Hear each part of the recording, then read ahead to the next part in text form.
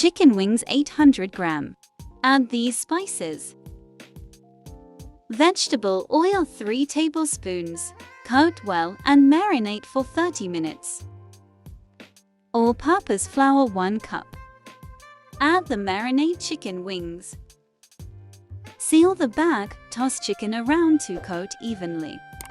Shake off any excess and arrange wings in a baking rack. Preheat oven at 200 degrees Celsius and bake for about 40 minutes. Butter 2 teaspoons.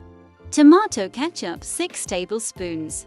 Soya sauce 2 tablespoons. White vinegar 2 tablespoons. Honey 3 tablespoons. Add these spices.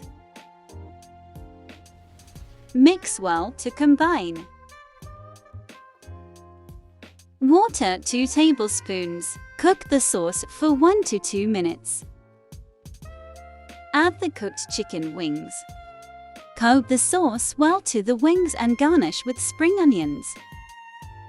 Serve immediately.